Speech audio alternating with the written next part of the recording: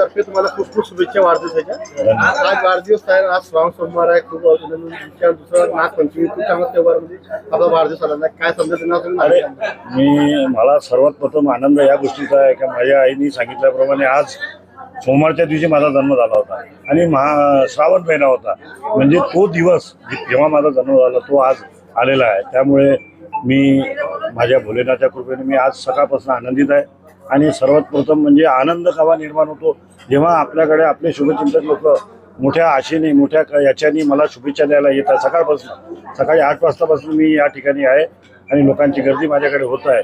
हे पाहून मला अजून जास्त आनंद होतो आणि मी शिवाला एकच प्रार्थना करेन या दिवशी की मला एवढी शक्ती दे, मला एवढा मला क्षमता दे की मी माझ्या गोरगरीब शोषित पीडित लोकांची माझ्या वामनराव पटेल लोकसेवा प्रतिष्ठानच्या माध्यमातून सेवा निरंतर करत राहील.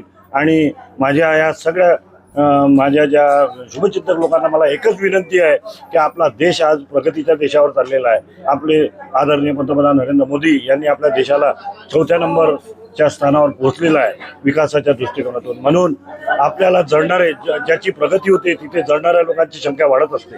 म्हणून जळणाऱ्या लोकांपासून दूर राहा. सर्व समाज सर्व धर्म एकत्र या, एकजूट व्हा आणि आपण आपलं राष्ट्र, आपला देश, आपला महाराष्ट्र, आपला प्रभाग आपण विकसित करूया, त्याचा आपण संकल्प करूया.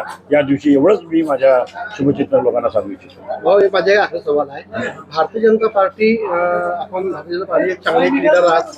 समाजकारणामध्ये राजकारणामध्ये आपलं खूप चांगलं काम आहे. तर कुठेतरी असं वाटतं का भारतीय जनता पार्टीचे आपल्याकडून दुर्लक्ष होत आहे किंवा आपल्याला वेटिंगवर ठेवलं जातं? भाऊ, तुम्हाला सांगू इच्छितो, माझ्या जीवनामध्ये मी वामनराव पटेल स्मृती लोकसेवा प्रतिष्ठान, माझे वडील वामनरावजी बर्डे यांनी मला असे संस्कार दिले की माणसाने आपले कर्म करत राहायचे. आपल्या कर्मामध्ये कुठेही चूक होते, अपेक्षा घ्यायच्या, अपेक्षा बाळगायच्या, पण अपेक्षा जरच आपल्या काही सुटल्या तर कर्म नाही सोडायचं. म्हणून मला माझे वरिष्ठ नेता, माझे मार्गदर्शक श्री केंद्रीय मंत्री नितीन गडकरी, माझे मुख्यमंत्री मार्गदर्शक देवेंद्रजी फडणवीस आणि बावनकुळे साहेब हे सगळे माझ्याकडे लक्ष ठेवून आहेत. कर्माचं फळ माणसाला मिळेल अशी अपेक्षा बाळगून आहे. मी माझी सेवा कुठेही कमी होऊ देणार नाही. भारतीय जनता पार्टीचा निरंतर कार्यकर्ता म्हणून मला ठेवलं तरी मी या समाजाची, या देशाची, याची मी सेवा करत राहील असं मी या ठिकाणी व्यक्त करतो. आणि पुढे भविष्यात माझा सुद्धा ते विचार करतील अशी मला अपेक्षा आहे, आशा आहे. धन्यवाद. थँक्यू.